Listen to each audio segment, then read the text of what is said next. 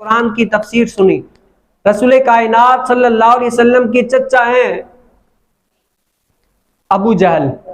اسی طرح اور بہت سارے منافق کافر حضور علیہ السلام کے ساتھ رہتے ہیں. گھر جن کے کیا ہیں بالکل قریب ہے. صبح شام حضور علیہ السلام کو دیکھتے ہیں, حضور علیہ السلام کی زیارت کرتے ہیں, حضور علیہ السلام کا قرب ہے. لیکن کیا ہے, ان لوگوں نے اپنے اندر یہ پکا مائنڈ بنایا تھا کہ ہم دین اسلام کو قبول نہیں کریں گے, اسلام پر نہیں آئیں گے, اسلام کو نہیں مانیں گے, کافر ہی رہیں گے.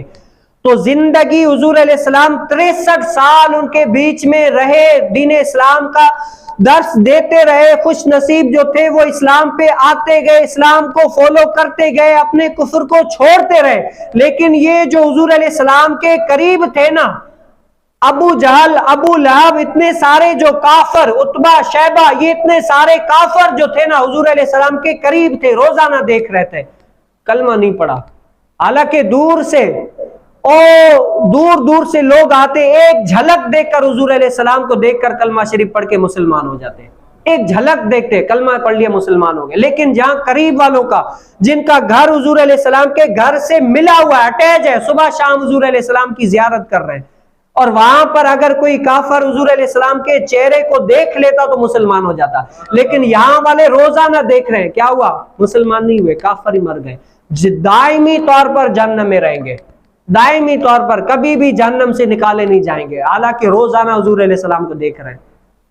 اور دوسرے جو ہے نا وہ ایک جھلک دیکھتے ہیں, مسلمان ہو جاتے ہیں. یہی حال ہے کہ ان لوگوں نے کیا اپنے قلب کے اندر, اپنے دل کے اندر یہ پختہ ارادہ بنایا تھا کہ ہم دین اسلام کو نہیں مانیں گے, دین اسلام پر عمل نہیں کریں گے. تو انہوں نے اپنے آپ کو نہیں بدلا تو وہ نہیں بدل سکے.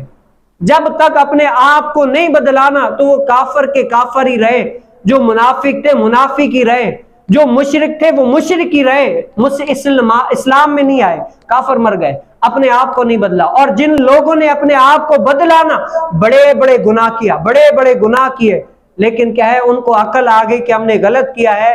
تو امیر حمزہ رضی اللہ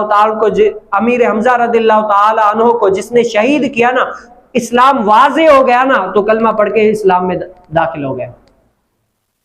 حضرت ہندہ رضی اللہ تعالی عنہ, یہ وہ عورت ہیں جنہوں نے حضرت سیدنا امیر حمزہ کا کلیجہ چبایا تھا جب اسلام میں داخل نہیں ہوئی تھی, جب اسلام میں نہیں تھی, کافرہ تھی. جب اسلام میں آ گئی نا تو اسلام ایسا واضح ہوا کہ توبہ طائب ہو کر صحابیہ بن گئی, دین اسلام کو مان لیا.